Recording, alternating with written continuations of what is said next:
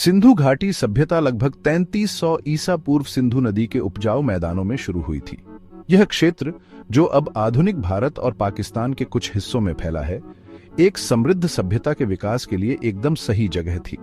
यहाँ की जलवायु गर्म और आर्द्र थी, जिससे खेती अच्छी तरह होती थी।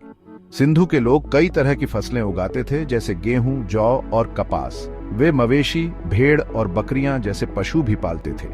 सिंधु के लोग कुशल कारीगर थे। वे मिट्टी के बर्तन, मोती बनाना और धातु का काम जानते थे। वे इन चीजों का व्यापार मेसोपोटामिया सहित अन्य सभ्यताओं के साथ करते थे। ये शुरुआती बातचीत सिंधु लोगों की पहुंच और प्रभाव को दिखाती है। अपनी चतुराई और संसाधनों से उन्होंने एक परिष्कृत और समृद्ध समाज की नींव रखी।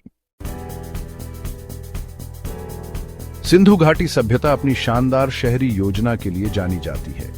हड़प्पा और मोहनजोदड़ो जैसे शहर उनके इंजीनियरिंग और सामाजिक संगठन की उन्नत समझ के प्रमाण हैं। ये शहर एक ग्रिड पैटर्न में बनाए गए थे, जो एक सुनियोजित योजना और निर्माण की देखरेख करने वाले एक केंद्रीय प्राधिकरण का सुझाव देता है। सिंधु शहरों की सबसे खास विशेषताओं में से एक उनकी बेहतरीन जल निकासी व्यवस्था थी। उनके पास ढकी हुई नालियां थीं, जो सड़कों के किनारे चलती थीं। ये नालियां गंदे पानी को बहा ले जाती थीं, जिससे स्वच्छता बनी रहती थी। मोहनजोदड़ो में ग्रेट बाथ जैसे सार्वजनिक स्नानागार स्वच्छता पर उनके जोर को और भी दिखाते हैं। ये नवाचार सिंधु लोगों की रहने योग्य और परिष्कृत शहरी केंद्र बनाने की उल्लेखनीय क्षमता को उजागर करते हैं।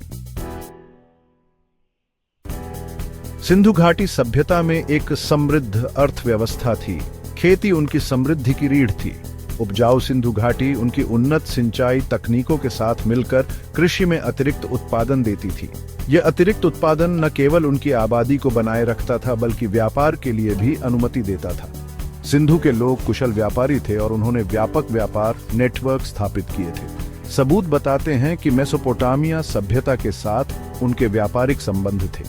मेसोपोटामिया के शहरों में सिंधु मोहरों और कलाकृतियों की खोज से यह पता चलता है। वे अपने कृषि उत्पाद, कपड़ा, मिट्टी के बर्तन और कीमती पत्थरों का व्यापार तांबा, टिन और लकड़ी जैसे कच्चे माल के लिए करते थे। इस सक्रिय व्यापार ने उनकी आर्थिक समृद्धि में महत्वपूर्ण योगदान दिया। सिंधु घाटी सभ्यता के सबसे बड़े रहस्यों में से एक उनकी लिपि है। पुरातत्वविदों ने कई मुहरें और शिलालेख खोजे हैं। इनमें 400 से अधिक चिन्हों वाली एक अनोखी लिपि है।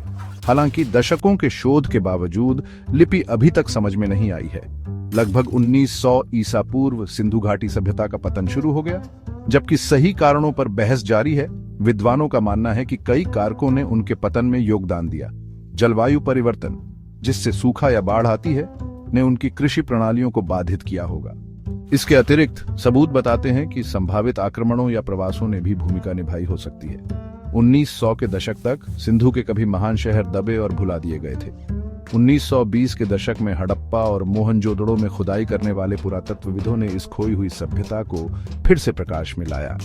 उनकी खोजों ने एक परिष्कृत और तकनीकी रूप से उन्नत सभ्यता के अस्तित्व का खुलासा किया, जो हजारों साल पहले फली फूली थी। सिंधु घाटी सभ्यता की विरासत आज भी हमें प्रेरित करती है। शहरी नियोजन, स्वच्छता और शिल्प कौशल में उनका योगदान मानव सरलता का प्रमाण है और प्राचीन इतिहास की हमारी समझ को आकार देता है।